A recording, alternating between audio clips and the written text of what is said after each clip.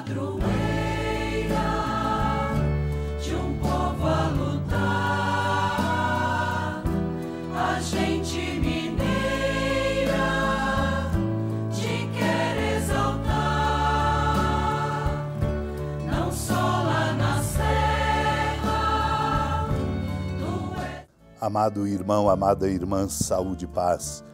Fecunde Deus com a força da sua graça e com a força da sua palavra amorosa que nos interpela, este caminho que estamos juntos percorrendo, o tempo da quaresma nesta primeira semana, e que se redobre a nossa atenção, sobretudo no esforço de ouvir a palavra santa de Deus atenciosa e amorosamente, para que nossos corações possam crescer na sintonia com o coração de Deus e nós assim conseguirmos a envergadura que devemos ter, porque somos filhos e filhas de Deus.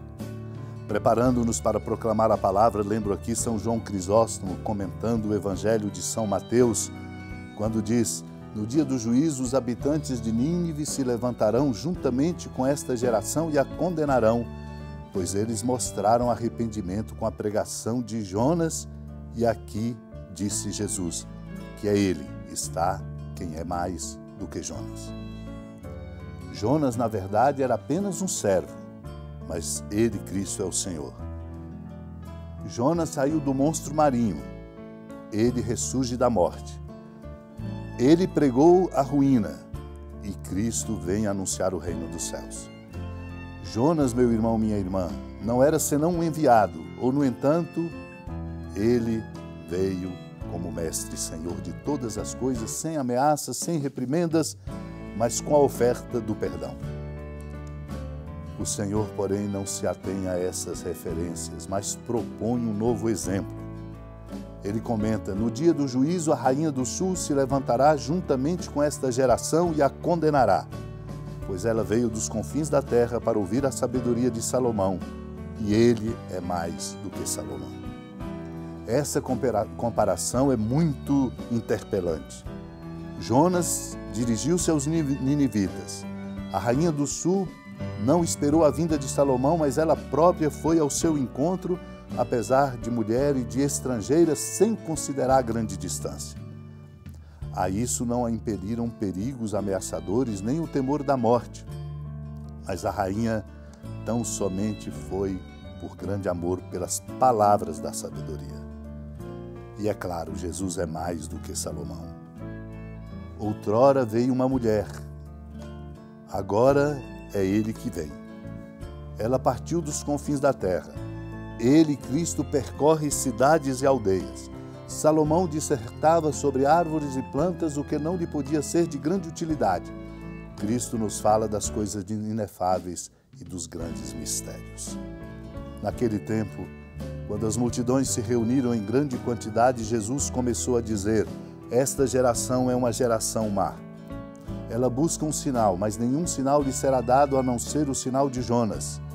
Com efeito, assim como Jonas foi um sinal para os ninivitas, assim também será o Filho do Homem para esta geração. No dia do julgamento, a rainha do sul se levantará juntamente com os homens desta geração e os condenará, porque ela veio de uma terra distante para ouvir a sabedoria de Salomão. E aqui está quem é maior do que Salomão. No dia do julgamento, os ninivitas se levantarão juntamente com esta geração e a condenarão, porque eles se converteram quando ouviram a pregação de Jonas. E aqui está quem é maior do que Jonas. Amado e amada de Deus, significa, pois, o Senhor nos advertindo que não podemos perder a oportunidade da graça e da nossa conversão. Por isso, Jesus começou a dizer, fazendo um juízo de valor a respeito desta geração: é uma geração má, busca sinal, mas nenhum sinal lhe será dado a não ser o sinal de Jonas. Deus nos dá muitos sinais. É preciso desenvolver a competência pela oração e pela espiritualidade para compreendermos os sinais de Deus, porque compreendidos, nos tornaremos capazes de dar a resposta que devemos. Jonas foi um sinal para os ninivitas, e ele, Cristo, é o sinal para nós nesta geração. Por isso, se nós não nos tornarmos capazes de perceber a força da presença de Cristo, desobstruindo em nós aquilo que é obstruído em razão de interesses, mesquinhez, de pecado, nós, como diz o Evangelho, no dia do julgamento seremos julgados e escutaremos da Rainha do Sul e de todos daquela geração nos condenando. Porque ela veio, disse o Senhor, de um lugar distante para ouvir Salomão. No entanto, ele é maior do que Salomão. Os ninivitas levantarão juntamente com esta geração e nos condenará, se nós não formos capazes de colocar Cristo no centro de nossa vida e compreender o caminho do seu seguimento. Os ninivitas ouviram a pregação de Jonas e se converteram. Cristo é maior do que Jonas.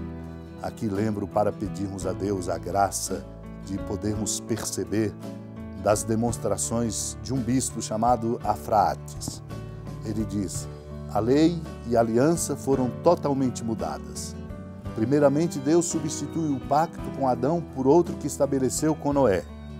E agora, assim como a história continuou, ele estabelece conosco um novo pacto em Cristo. É Cristo o centro de nossa vida. Supliquemos a Deus a graça desta percepção e desta vivência para que nós possamos responder adequadamente ao chamado que Ele nos faz. Supliquemos essa bênção pela intercessão da amada Mãe Maria, por ela nos deixando inspirar. Senhora da piedade, Mãe Virgem do Cristo Deus. Lembrai-vos, ó piedosíssima Virgem Maria, que nunca se ouviu dizer que alguém daqueles que, tendo recorrido à vossa proteção, implorado a vossa assistência e reclamado o vosso socorro, tenha sido por vós desamparado. Animado com igual confiança, a vós recorro, ó Virgem das Virgens, e gemendo sob o peso dos meus pecados, me prostro a vossos pés. Não desprezeis as minhas súplicas, ó Mãe do Verbo encarnado, mas dignai-vos de as ouvir propícia e de me alcançar o que vos peço. Amém. Feliz padroeira de um povo a lutar,